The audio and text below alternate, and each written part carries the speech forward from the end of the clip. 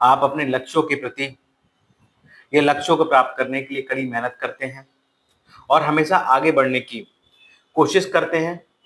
निरंतर आप आगे बढ़ना चाहते हैं। आप अपने काम और रिश्तों के प्रति समर्पित होते हैं और अपने वादों को यानी कि अपने प्रॉमिस को पूरा करने के लिए प्रतिबद्ध होते हैं।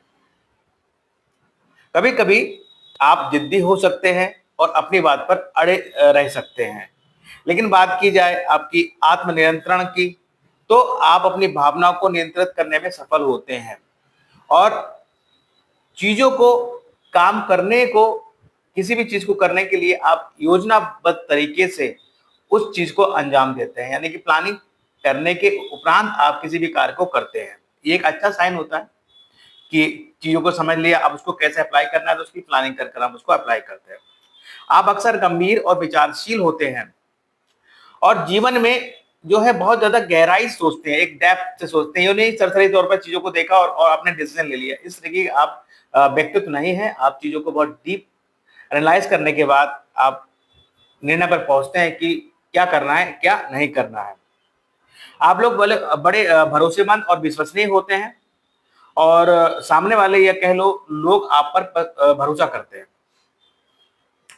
आमतौर पर आप लोग शांत, आरक्षित, रिजर्व नेचर के होते हैं और अपने विचारों को नियंत्रण करने वाले होते हैं। हार्ड वर्कर होते हैं, महत्वाकांक्षी होते हैं, अपने लक्ष्यों को प्राप्त करने के लिए कड़ी मेहनत करते हैं, मैं बता चुका हूं ऊपर।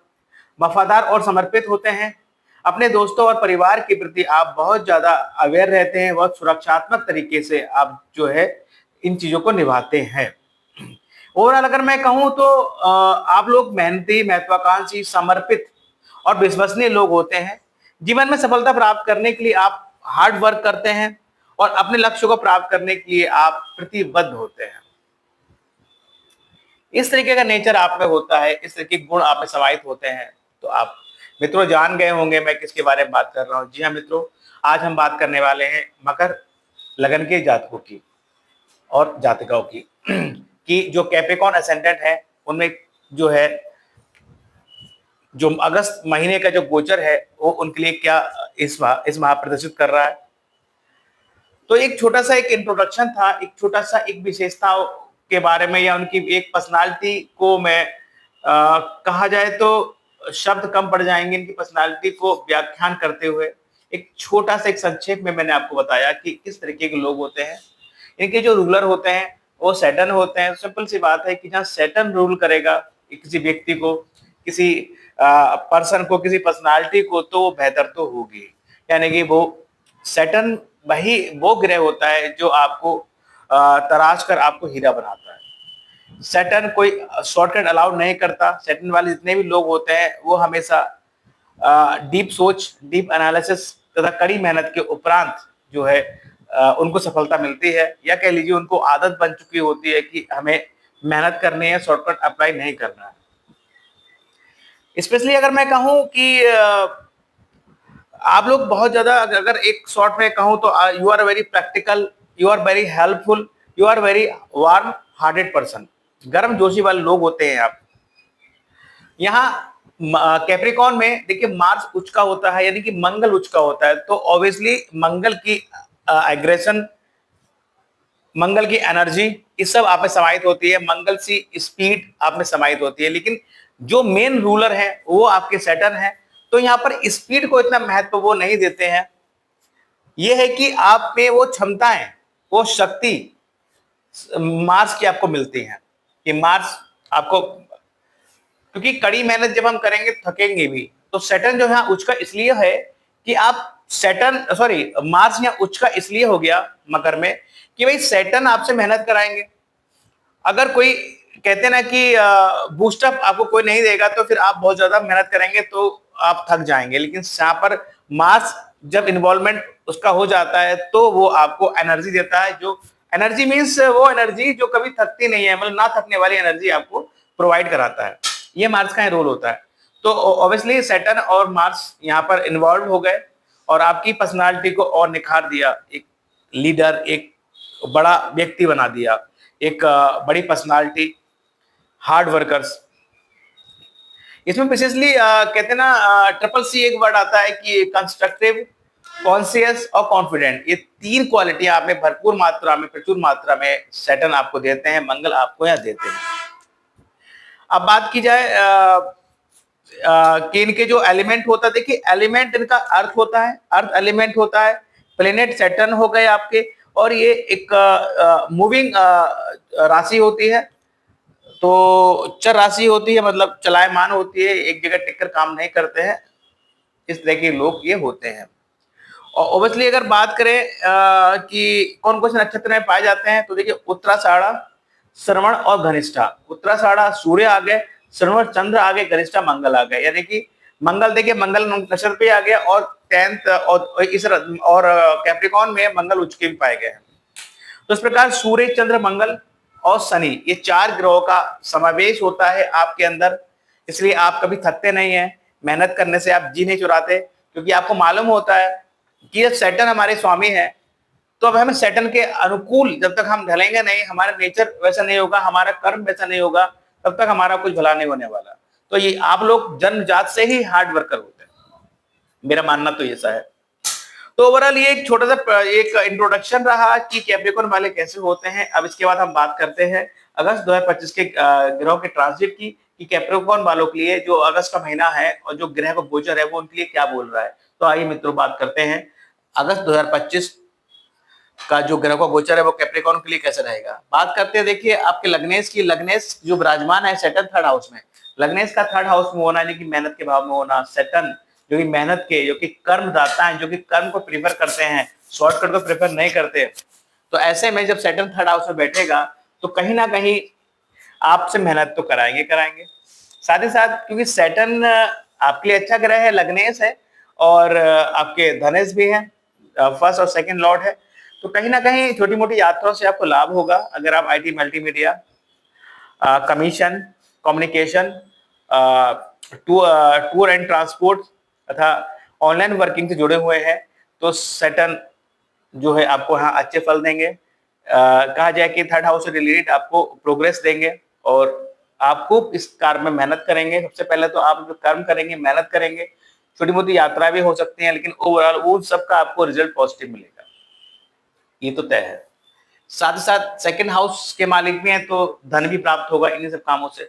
लेकिन एक कारतत्व होता है सैटर्न का, सैटर्न अलगाव के कारक भी होते हैं। कहीं ना कहीं इस पीरियड में आप हो सकता है अपने परिवार वालों से, अपने परिवार, अपने कुटुंब के लोगों से आप में और उनके बीच बातचीत में कमी होने के चांसेस भी यहाँ दिख रहे हैं। इसके अलावा पड़ोसी और सिबलिंग, छोटे छोटे भाई बहन के साथ भी जो है अच्छे करना, मतलब बातचीत में कमी हो सकती है। इस तरह की चीजें यहाँ रह सकती हैं। अब बात करते हैं, देखिए लग्नेश जो है, देखिए यहाँ पर अब आपके लग्नेश यहाँ बैठकर पहले तो आपके देखो इसके अलावा मैं देखो एक चीज बताऊं, सैटर्न का जो प्लेसमेंट होता है थर्ड हाउस में वो अच्छा माना जाता है। ये अच्छी पोजीशन है इनकी, यहाँ बैठकर ये आपके पंचम भाव की रक्षा करते हैं। यहाँ बैठ के ये आपके जो है नवम भाव की रक्षा करते हैं, यहाँ बैठकर ये आपके 12वें भाव से रिलेटेड आपको अच्छे फल देते हैं। कहा जाए कि इस पीरियड में एक चीज और हो सकती है कि पंचम भाव को देख रहे हैं तो थोड़ा बहुत, जैसे स्टूडेंट है तो थोड़ा बहुत मतलब आपसे कर्म तो कराएंगे वो, नो डाउट कर्म कराएंगे, और हो सकता है कुछ आप अपने पाठ्यक्रम में चेंज भी करें, ऐसे पॉसिबिलिटी भी है। लेकिन जब आप मेहनत करेंगे तो आपको फल अच्छा मिलेगा। आप लोग कोई न्यू बीबी प्लान के लिए सोच रहे हैं तो थोड़ा सा डिले हो सकता है। ओवरऑल यहाँ जो है लग्नेश जो है इस भाव की रक्षा करेंगे, लेकिन समस्या ये है कि फिफ्थ लॉर्ड जो है आपके छठे भाव में बैठे हैं, तो थोड़ा सा यहाँ से स्ट्रगल पड़ सकता है। कहीं ना कहीं ये भाव यहाँ से कमजोर हो रहा है, लेकिन लग्नेश देख रहे हैं तो लग्नेश इस भाव को मजबूती देते रहेंगे, सेफ्टी देते रहेंगे, प्रोटेक्शन देते रहेंगे। जिनसे आप प्रेम करते हैं उनके साथ भी सिचुएशन रह सकती है कि बातचीत में कमी हो सकती है। और दूसरा, शुक्र की पोजीशन अच्छी, पंचमें की पोजीशन है वो आपके 6th हाउस में है, तो हो सकता है बातचीत में टोटली कमी आ जाए। लेकिन जैसे ही शुक्र की पोजीशन अच्छी बनेगी, वो 7th हाउस में जाएंगे, चीजें सुधर जाएंगी।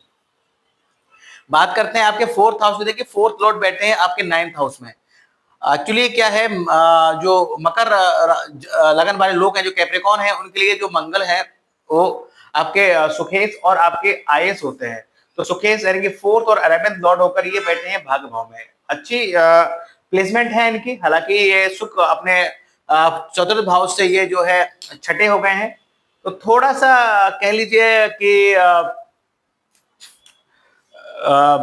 समस्या यहाँ थोड़ी बहुत संघर्ष यहाँ पर दे सकते हैं, लेकिन ओवरऑल अगर मैं कहूँ तो प्रॉपर्टी का अगर आपको काम कर रहे हैं तो प्रॉपर्टी के काम से आपको जो निसंदेह आपको आय की प्राप्ति होगी, नए दोस्त बनेंगे और बड़े भाई बहनों का सहयोग आपको इस काम में रहेगा।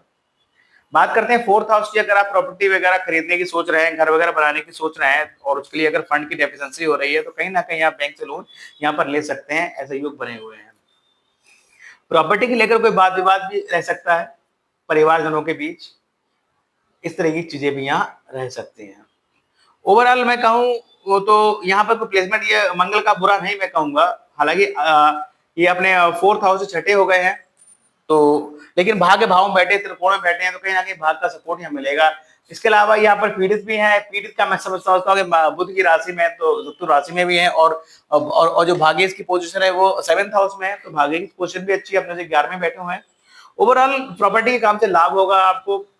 कोई प्रॉपर्टी वगैरह डिस्प्यूट की कोई प्रॉपर्टी शायद वो आप खरीदने के उसमें हो, तो थोड़ा सा इस चीज के लिए अवेयर रहिएगा कि पेपर्स वगैरह अच्छे से चेक कर लीजिएगा।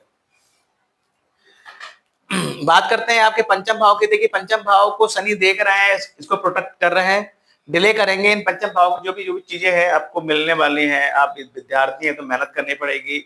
आप किसी से प्रेम करते हैं तो उसमें डिले, शादी वगैरह में डिले हो सकता है, या फिर बेबी प्लान करने की सोच रहे हैं तो उसमें डिले हो सकता है। आप कोई अपना पाठ्यक्रम चेंज कर सकते हैं। इस तरह की चीजें रह सकती हैं। 6th हाउस जो कि नौकरी का भाव हुआ, देखिए उसमें जुपिटर बैठे हैं, उसमें आपके वीनस बैठे हैं। वीनस जो है आपके पंचम भाव के स्वामी है। पंचम भाव के स्वामी का जब भी देखो छठे भाव बैठेगा, तो इस पीरियड में हो सकता है आपके संतान का हेल्थ का इशू कुछ रह सकता है। तो इस चीज के लिए थोड़ा अवेयर रहेगा और सतर्क रहेगा। कहीं कुछ लगे तो थोड़ा सा ट्रीटमेंट वगैरह उनको दिलवाएगा।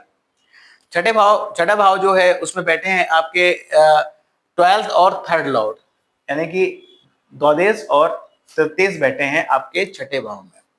यानी कि अगर आप नौकरी की तलाश में है, न्यू जॉब की सर्च कर रहे हैं, तो नो डाउट जॉब मिलने के चांसेस बहुत उत्तम बने हुए हैं। अब देखिए दो तरीके से चीजें हम क्लेरिफाई कर सकते हैं। देखिए एक तो है कि आप अगर 3rd हाउस से रिलेटेड नौकरी ढूंढ रहे हैं तो वो भी चीज अच्छी है। इसके अलावा अगर आप गवर्नमेंट जॉब वगैरह की सर्च तैयारी कर रहे हैं तो उसके लिए पोजीशन आपकी अच्छी बनी हुई है। जुपिटर यहाँ से 10th भाव से आपके कर्म भाव कनेक्ट कर रहे हैं। अच्छा ये पीरियड है। टीचिंग लाइन में, कम्युनिकेशन लाइन में, आप कोई मोटिवेटर की लाइन में, इस तरह की चीजों में आपको जॉब लगने के चांसेस यहाँ अति उत्तम है। फैशन डिजाइनिंग की लाइन में जा सकते हैं आप। फिल्म इंडस्ट्री में आप जा सकते हैं, या फिर शुक्र से रिलेटेड और भी चीजें जो है, इवन जो है क्या बोलते हैं, अगर व्यापार की बात करें, ज्वेलरी वगैरह काम में भी आप जा सकते हैं। डांसिंग, सिंगिंग, इस तरीके की जो भी आर्ट से रिलेटेड या जो अभिनेता वगैरह जो काम करते हैं, उस सब चीजों से रिलेटेड आप कामों में जा सकते हैं। वहां नौकरी मिलने के चांसेस आपके बेहतर रहेंगे। जुपिटर छठे भाव में है। जो जुपिटर जब भी छठे भाव में होता है तो कहीं ना कहीं डेफिशिएंसी ऑफ मनी आपको दिखाता है। ये इस पीरियड में आपको 17 अक्टूबर तक ये चीज खलेगी और कहीं ना कहीं धन की कमी आपको महसूस होगी। अब यहाँ के अलावा देख लीजिए, देखिए जो जुपिटर है वो जो है कनेक्ट कर रहे हैं आपके दशा, आप यहाँ से कनेक्ट कर रहे हैं आपके दशम भाव को, आपके द्वादश भाव को, और आपके जो है 2nd हाउस को कनेक्ट कर रहे हैं। तो जुपिटर जब यहाँ से कनेक्ट कर रहा है तो हो सकता है कि अगर जॉब आप विदेश में लेने की सोच रहे हो तो उसके लिए ये उत्तम योग बना हुआ है। साथ ही साथ कर्म क्षेत्र, देखो ये कर्म क्षेत्र को, नौकरी का भाव कनेक्ट कर रहा है, कर्म क्षेत्र को कनेक्ट कर रहा है, विदेश भाव को कनेक्ट कर रहा है धन भाव को। यानी कि आप नौकरी विदेश में लेने की सोच रहे हैं तो ये अच्छा योग है और वहां से धन की प्राप्ति आपको हो सकती है। इस तरीके का योग है जुपिटर बना रहा है। जुपिटर की पोजीशन यहाँ पे हम कह लीजिए ठीक है, क्योंकि दूसरा द्वादश भाव का स्वामी होकर और तृतीय भाव का स्वामी होकर ये छठे भाव में बैठे हैं, तो कहना है कि विपरीत राजयोग का भी निर्माण ये कर रहे हैं। शुरू में थोड़ा स्ट्रगल है, लेकिन उसके बाद आपको फायदा ही फायदा, आपको अच्छा रिजल्ट यहाँ मिलेगा। शुक्र आपके छठे भाव में है, शुक्र का छठे भाव में होना ये इंडिकेट करता है कि कहीं ना कहीं पत्नी के स्वास्थ्य में विकार या हेल्थ इशू यहाँ रह सकता है। अब जुपिटर भी यहाँ छठे भाव में है और जो है मनी के जो कारक है वो जुपिटर हो गए, और मनी को जो रिप्रेजेंट करते हैं वीनस वो भी छठे भाव में, तो कहीं ना कहीं डेफिशिएंसी और मनी तो आपको रहेगी, धन की थोड़ा शॉर्टेज आपको फील होगी। इसके अलावा बात करें आपके 7th हाउस की, देखिए 7th हाउस में सूर्य और बुध का जो है वो कंजक्शन है, यानी कि बुध आदित्य योग बना हुआ है 7th हाउस में आपके। और ये जो है सूर्य आपके अष्टमेश है, अष्टमेश होकर सूर्य का, देखिए यहाँ पर चीज देखिएगा, अष्टमेश होकर सूर्य का 7th हाउस में बैठना और छठे भाव के स्वामी बुध का छठे भाव में बैठना, ये जो योग है अपने आप में बड़ा विचित्र योग है। कहीं ना कहीं 7th हाउस को प्रताड़ित किए हुए हैं, या कह लीजिए जो 7th हाउस है वो आपका इस समय कमजोर भाव दिख रहा है।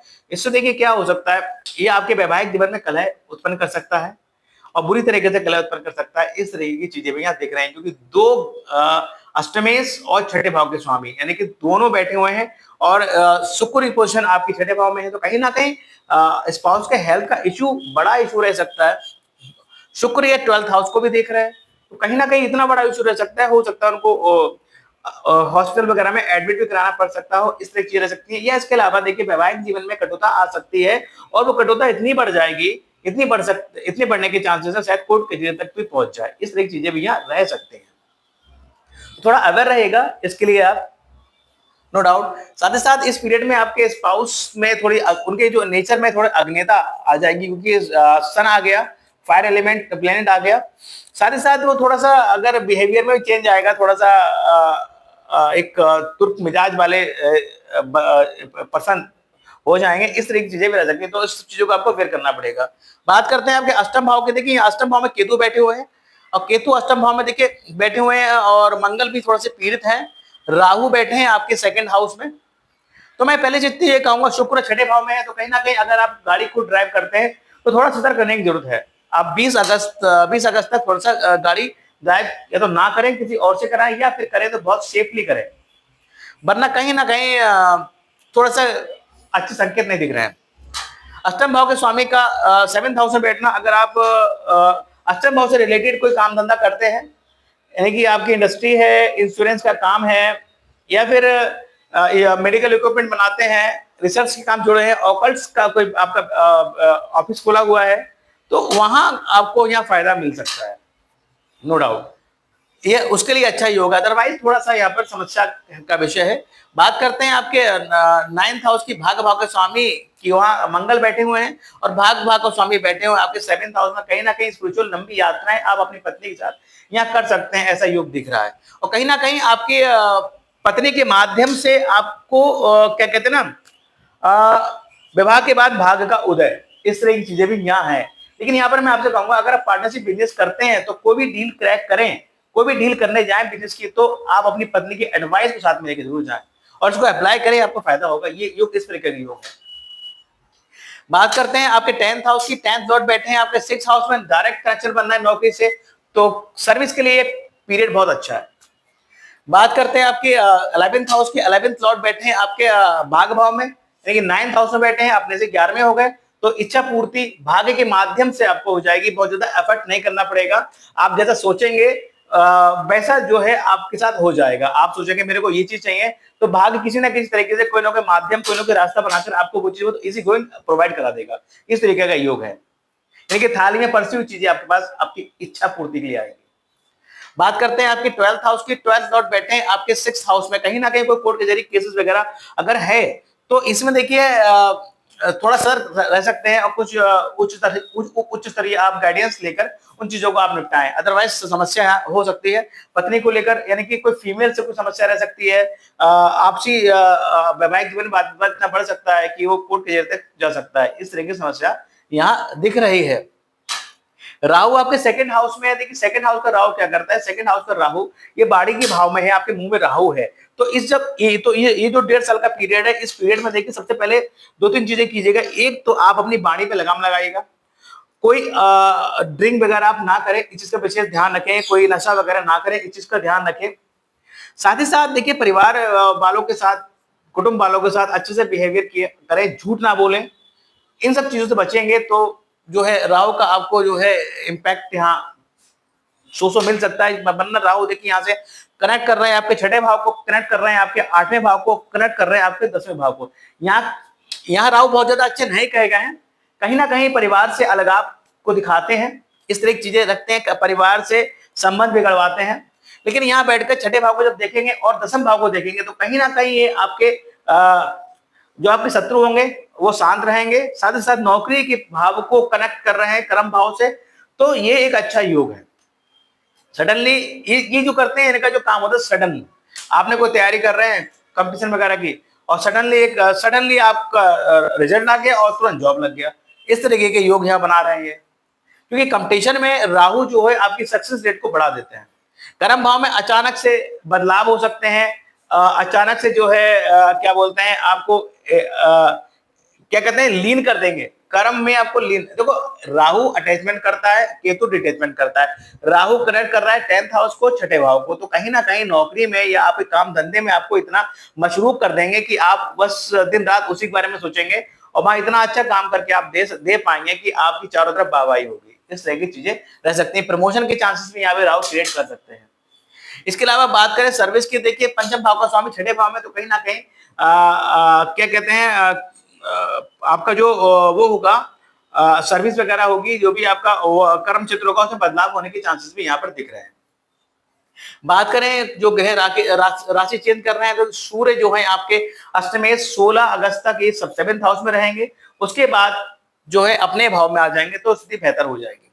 इसके अलावा बात करें आपके बुध की, बुध जो है आपके देखिए 30 अगस्त को जो है 30 अगस्त को गुरु जो है सिंह राशि में आ जाएंगे, तो तब थोड़ा आपका जो है भाग थोड़ा ट्रेवल कर सकता है, थोड़ा अप डाउन यहाँ रह सकता है। इसके अलावा अगर बात करें तो देखिए मरकरी और सैटर्न दो ग्रह आपके रेट्रो चल रहे हैं। मरकरी 10 अगस्त तक रेट्रो है, 11 अगस्त को मार्गी हो जाएंगे, तो 11 अगस्त को यहाँ भाव यहाँ का फल देंगे। तब तक जो ये रेट्रो हैं 10 अगस्त तक, इनका एक्सपेक्टेशन यहाँ छठे भाव में होगा, भाग भाव के स्वामी का एक्सपेक्टेशन छठे भाव में होगा, तो नौकरी के लिए ये और बल उसको नौकरी के पक्ष में और बल बढ़ जाएगा। इस तरह की चीजें यहाँ रह सकती है। सैटर्न आपके 27 नवंबर तक जो है रेट्रो है, तो सैटर्न को आप यहाँ अगर एक्सपेक्ट करेंगे तो कहीं ना कहीं धन की प्राप्ति, अचानक से राहु धन दे सकते हैं। लेकिन शनि का जो प्रवृत्ति है वो सने चीजों को भरते हैं, लेकिन घड़ा होता है ना, बूंद बूंद करके ये शनि भरते हैं। इसमें क्या है, इसमें आपकी परीक्षा भी लेते हैं, परीक्षा लेते जाते हैं आपके कर्मों की, आपके सवर की, आपके बिहेवियर की, और एक एक बूंद करके आपका घड़ा भरते जाते हैं। लेकिन जब वो देख लेते हैं कि बंदा ठीक है और सब कुछ मेरे अनुकूल कर रहा है, उसका आचरण भी अच्छा है, लोगों के साथ अच्छी तरह से पेश आता है, शॉर्टकट नहीं मारता, कर्म करने में विश्वास रखता है, हार्ड वर्क कर रहा है, तो वो घड़ा भर देते हैं। ये ऐसा नहीं होता शनि का। बात करते हैं प्रदोष व्रत की। 6 अगस्त और 20 अगस्त को प्रदोष व्रत है। आपके स्पाउस से रिश्ते अच्छे नहीं है, पार्टनरशिप बिजनेस है उसमें बहुत एफर्ट्स डालते हैं लेकिन फायदा नहीं हो रहा है, तो निसंदेह आप प्रदोष व्रत करें। इस दिन शिवालय जाएं, शिव जी को जलाभिषेक करें, वर्ष में एक बार कम से कम आप रुद्राभिषेक अवश्य कराएं। कहीं ना कहीं आपके 7th हाउस से रिलेटेड जो भी नेगेटिव चीजें बनी हुई हैं वो कम होंगी। बात करते हैं चतुर्थी की। संकट चतुर्थी 12 अगस्त की है और विनायक 27 अगस्त की है। अब देखिए भाग भाव के स्वामी आपके और छठे भाव के स्वामी, नौकरी में समस्या चल रही है, रोग रिपु ऋण परेशान कर रहे हैं, भाग साथ नहीं दे रहा है, बहुत एफर्ट्स करते हैं लेकिन भाग का साथ नहीं मिल पाता, तो इस तरीके की समस्या है। तो निसंदेह आप गणेश जी के ये चतुर्थी वाले तो व्रत करें। इस दिन आप गणेश मंदिर जाएं, लड्डू का भोग लगाएं प्रभु को, उनकी चरणों में दुर्वा अर्पित करें, पूजा अर्चना करें, क्षमा याचना करें। निसंदेह आपके जो है भाग्य प्रबल होगा और जो है छठे भाव से रिलेटेड आपके जो है रोग रिपु ऋण शांत होंगे। अमावस्या की बात करें, 22 अगस्त को अमावस्या है। अगर आपका राहु जन्म पत्रिका में अच्छा नहीं है, नेगेटिव रिजल्ट दे रहा है, तो निसंदेह आप अमावस्या वाले दिन सुबह जल्दी उठें, ब्रह्म मुहूर्त में उठकर जो है आप विष्णु सहस्त्रनाम का पाठ करें और उसके बाद आप बहते जल में नारियल को प्रवाहित करें। अगर नारियल प्रवाहित करने का कोई स्थान नहीं है आसपास, तो यथा सामर्थ नारियल मंदिर में दान दे सकते हैं। इसके अलावा देखिए अमावस्या में पितरों के निमित्त आप जो है ब्राह्मणों को भोजन कराएं, जरूरतमंदों की मदद करें और दक्षिण दिशा की ओर मुख कर आप अपने पितरों को जलांजलि अवश्य दें। इससे क्या होगा, इससे आपके पितृ प्रसन्न होंगे, आपकी गलतियों को क्षमा करेंगे और आपको शुभ आशीर्वाद प्रदान करेंगे, ताकि आपके जीवन में व्याप्त कठिनाइयां हैं उनका निवारण हो। बात करते हैं गज केसरी योग की। 5, 13, 20 और 27 अगस्त, ये 4 दिन गज केसरी योग विद्यमान रहेगा। तो जिन जातक और जातिकाओं की जन्म पत्रिका के अच्छे भावों में ये गज केसरी योग विद्यमान होता है, भी जातक और जातिकाएं बहुत थोड़ी सी मेहनत से फर्श से अर्थ पर पहुंच जाते हैं। ऐसे लोग आपने देखा होगा, आपके चारों जो लोग फेमस पर्सनालिटीज होते हैं, जो क्या बोलते हैं, प्रसिद्ध लोग होते हैं, उन सब की जन्म पत्रिका में कहीं ना कहीं किसी न किसी रूप में परोक्ष या परोक्ष ये योग विद्यमान रहता है। इसके अलावा महीने के और दिन निकाल दें तो इन 4 दिनों में आपके हाथ में कैश फ्लो अधिक रहेगा। इस चीज को भी आप नोट करिए और आजमाइएगा, आपको पता लगेगा। बात करते हैं, देखिए आपके लिए बेस्ट सन साइन की टॉरस, कैंसर, वर्गो, स्कॉर्पियो, यानी कि वृषभ, कर्क, कन्या और वृश्चिक, ये 4 राशि के लोग आपके लिए बहुत लकी लोग होते हैं। इन लोगों से सदैव आप जो है बनाकर रखिए, मित्र व्यवहार रखिए, अच्छे संबंध रखिए और अपने कठिन समय में इनसे आप एडवाइस लीजिए और वो एडवाइस अप्लाई जरूर कीजिएगा, इससे आपको फायदा होगा।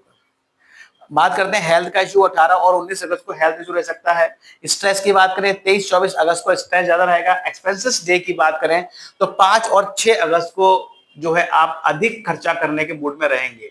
तो जब भी ऐसा लगे कि बहुत बड़ा खर्चा कर रहा हूं तो मेरे इस वीडियो को याद कीजिएगा और इन डेट्स को पर थोड़ा सा दिमाग दौड़ाएगा कि वो क्या तिथि बताई थी। वो मैंने 5 और 6 अगस्त बताई थी। तो अगर महीने के शुरू के ये 2 दिन में खर्चा करने का कोई प्लान बनना है तो मेरी एडवाइस ये है कि इन दोनों आप उसको पोस्टपोन जरूर करें और आगे पीछे जो है उसको खर्चा आप व्यय कर सकते हैं। तो आपको पता लग जाएगा कि भाई मेरा व्यय पहले से कम हुआ है। रक्षाबंधन 9 अगस्त को है और जन्माष्टमी 15 अगस्त को है। तो मैं आप सब लोगों को रक्षाबंधन और जन्माष्टमी की बहुत बहुत ढेरों शुभकामनाएं देता हूं। ओवरऑल देखिए, जो ये कैप्रिकॉन वाले होते हैं बहुत हार्ड वर्कर होते हैं, लेकिन पर्सनल अपीयरेंस के प्रति जो है ये अवेयर नहीं होते। आपने देखा होगा बहुत से लोग दाढ़ी रखे रहते हैं, मतलब अपने आप को मेंटेन नहीं कर पाते। वो काम में इतने मशरूक रहते हैं क्योंकि वो डीप एनालिसिस करते हैं, वो तजुर्बा जो देते हैं अपने ऊपरी शरीर के फिजिकल बॉडी को इतना वो नहीं देते हैं क्या अटेंशन। ये नहीं है कि वो सच धस के रहे हैं, बहुत स्मार्ट होकर रहेंगे, ऐसा उनके साथ नहीं होता है। दाढ़ी वगैरह होती है इन लोगों के, तो क्योंकि सैटर्न की राशि है, गंभीर होते हैं। आप उनकी बॉडी से, उनकी फिजिक्स से ये आइडिया नहीं लगा पाओगे यार कि बंदा इतना इंटेलिजेंट हो सकता है, इतना बढ़िया हो सकता है। और साथ ही साथ इनका जो स्पाउस होता है, देखिए वो होते हैं आपके कर्क राशि पड़ी होती है, यानी कि 4 नंबर राशि। तो क्या कहते हैं, एक तरीके से अगर यहाँ प्लेनेट ना भी बैठे हैं, जैसे सैटर्न लगन में है या सैटर्न लगन में ना है, ये सैटर्न 7th हाउस में है, ये सैटर्न 7th हाउस में नहीं है, ये चंद्रमा 4th हाउस में, ये चंद्रमा 1st हाउस में नहीं है, नहीं भी है, तब भी राशियों के उस पे भी एक विष योग का निर्माण यहाँ पर होता है 10th और 4th। तो इन लोगों की लाइफ में, इन लोगों के वैवाहिक जीवन में एक एडजस्टमेंट होता है। लेकिन अगर प्लेसमेंट ग्रह की अच्छी होती है तो ये सब निभा के ले जाते हैं और सब अच्छा चलता रहता है। तो मित्रों, इसके अलावा देखो, अगर और बताऊं मैं तो महाकाल की यानी कि भगवान शिव की आपको आराधना करनी चाहिए। माता लक्ष्मी की की उपासना करनी चाहिए। स्टोन की बात करें, नीलम पहन सकते हैं। स्टोन की बात करें तो जो है आप डायमंड धारण कर सकते हैं, पन्ना पहन सकते हैं, इस तरह के स्टोन आप पहन सकते हैं। लेकिन कोई भी स्टोन धारण करने से पूर्व अपनी जन्म पत्रिका का एक बार एस्ट्रोलॉजर से जरूर आप उसको दिखवा लें और एडवाइस और एस्ट्रोलॉजर ही कोई भी स्टोन धारण करें। तो मित्रों, छोटा सा प्रोडिक्शन था कैप्रिकॉन असेंडेंट के ऊपर कि अगस्त 2025 का जो महीना है वो कैप्रिकॉन के लिए कैसे रहने वाला है। वीडियो पसंद है तो लाइक कीजिएगा। जिन लोगों ने हमारा चैनल ओम श्री हरि एस्ट्रोवर सब्सक्राइब नहीं किया तो प्लीज सब्सक्राइब माय चैनल। साथ ही साथ देखिए, जो लोग आपके संपर्क में कैप्रिकॉन के लोग हैं तो उनको ये मेरा वीडियो जरूर शेयर कीजिएगा ताकि वो जाने कि अगस्त महीने का जो ग्रह का गोचर है वो उनके लिए क्या लेकर आया है। तो मित्रों, आपके आशीर्वाद और प्यार के लिए बहुत बहुत धन्यवाद कि आप हमारे वीडियो को पसंद कर रहे हैं, हमारे चैनल को सब्सक्राइब कर रहे हैं, उसके लिए बहुत बहुत धन्यवाद। साथ ही साथ आपसे मेरा अनुरोध ये भी रहेगा कि भाई अपना आशीर्वाद और प्यार हम पर ऐसे बनाए रखिए, हमारे वीडियो को ऐसे पसंद कीजिए, लाइक कीजिए और हमारे चैनल को ऐसे ही आप सब्सक्राइब जरूर करें। So thank you very much. Radhe Radhe, जय माता दी।